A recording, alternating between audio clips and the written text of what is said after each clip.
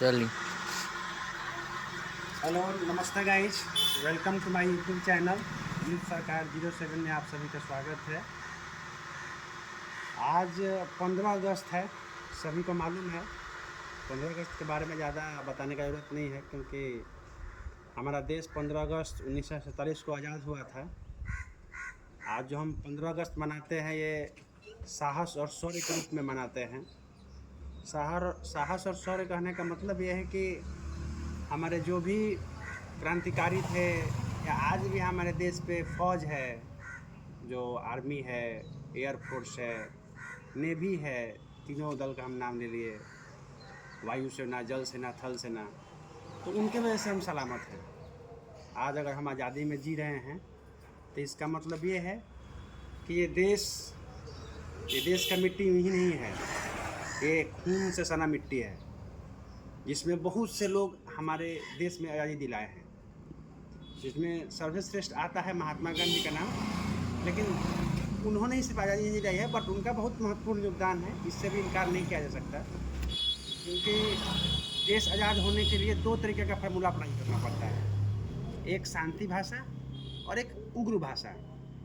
शांति भाषा के रूप में नेहरू जी थे, गांधी जी थे, ऐसे तमाम नेता थे जो मुझे मालूम है, नहीं पता है, पर्दा के पीछे भी बहुत सारे ऐसे नायक हैं जो आज तक पर्दा पर नहीं आ पाए हैं।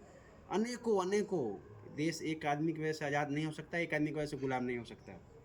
अंग्रेज जो आए थे वो बाहर से फौज लेकर नहीं आए थे, भारत को ही पैसा देकर गुमराह करके, इनको ही बरगला के एक अलग अपना फौज तैयार किए। उसके बाद से हमें पे उन्होंने रूल करना शुरू किया, डिवाइड एंड रूल का फार्मूला लागू किया कि देश को कैसे बांटो और उसमें राज करो। उग्र रूप में अगर नेता का अगर हम चर्चा करें तो उसमें हमारे दिमाग में अगर किसी का नाम सबसे पहले आता है तो अपना पंजाब के शहीद आजम भगत सिंह जी, चंद्रशेखर आज़ाद, लाला लाजपत राय, सुभाष चंद्र बोस।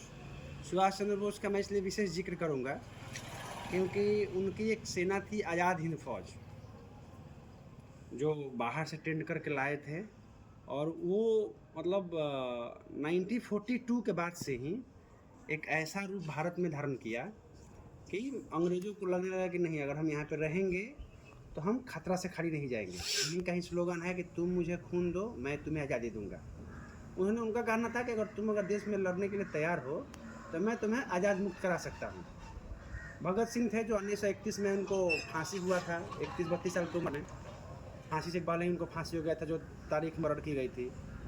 वो जब उनका फांसी हुआ तो देश एक अलग रूप ले लिया और उनका सीधा कहना था कि हमें लीज पर नहीं, हमें स्वतंत्र रूप से आज़ादी चाहिए। ऐसे तमाम नेता हैं जो अनगिनत हैं। चंद्रशेखर आज़ाद जी, जो अपने एक पंडित ने ही उनका मुखबिरी कर दिया, इसलिए अपने पिस्तौल से ही अपने आप को कनपट्टी पर सटा कर ख़त्म कर लिया, जो बहुत फेमस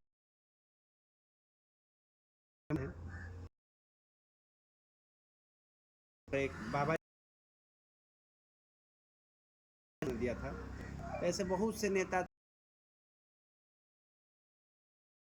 तो 100 साल पहले, मतलब 1947 में हम लोग हुआ है ना, तो 1800 करीब में ही, पूरा एग्जैक्ट हमको नहीं याद है सन वगैरह, लेकिन 1800 सन में ही मंगल जी उनको गाय का मांस खिला दिया था अंग्रेज सब, वहीं से ये बिल्कुल फूका था। बाबा लेकिन जी के वो फोन आ। रूप नहीं ले पाया था। लेकिन जब भगत सिंह जब शहीद हुए 1931 में, 21 वर्ष की उम्र में, उसके बाद से लंबा चर्चा का विषय बन गया और देश एक रूप ले लिया, आज़ाद होने लगा। तो आप लोगों को हम यही कहना चाहेंगे कि देश जो हमारा शहीद आज़ाद कराए हैं, उनको यूँ ही व्यर्थ नहीं जाने दें। अभी हाल फिलहाल का मामला आप लोग सुने होंगे, भरत तिवारी का, जो दलित वर्ग के समाज के लिए अपना जान न्यौछावर कर दिए। हालांकि पहले सरकार अपने आप को उसको बोलती थी कि हम नहीं किए हैं, लेकिन बाद में सरकार का, अभी जो कल परसों के पेपर में हमने देखा था कि उनका घोषणा था कि हम सरकारी मुआवजा देंगे और नौकरी देंगे। और ट्विटर एक्स पे लिखा हुआ था सम्राट चौधरी जी का कि जो सरकार का अंतरिम रिपोर्ट है उसके आधार पर दे रहे हैं। मतलब सरकार भी इसको मांगने लगा है कि हम, मतलब उनसे अपराध हुआ, भरत तिवारी को गोली लगा है। तो हर समय में जो जनरेशन जैसा होता है, एक से एक आपको वीर युवा सेना अधिकारी आदमी समाज से भी मिलते रहेंगे। अभी दिल्ली में हमारा सोनम वांगचुक जी थे, जो आंदोलन कर रहे थे छात्रों के लिए, जिसमें धर्मेंद्र प्रधान जी का इस्तीफा हुआ। तो हर वर्ग में, हर सन में, हर युग में एक न एक ऐसे योद्धा होते हैं जो हमारे देश को विरासत को संभाल के रखते हैं। तो आपको यूँ ही कहेंगे कि इस देश को आज़ादी को यूँ व्यर्थ नहीं होना दीजिए। और आप सभी को, हमारे परिवार को, हमारे देश दुनिया को 15 अगस्त 1947 में आज़ाद हुआ था और आज 15 अगस्त 2026 है। उसी आज़ादी के वर्ष में हम लोग अमृत महोत्सव मना रहे हैं। तो सभी को शुभकामनाएं, धन्यवाद। जय हिंद, भारत माता की जय।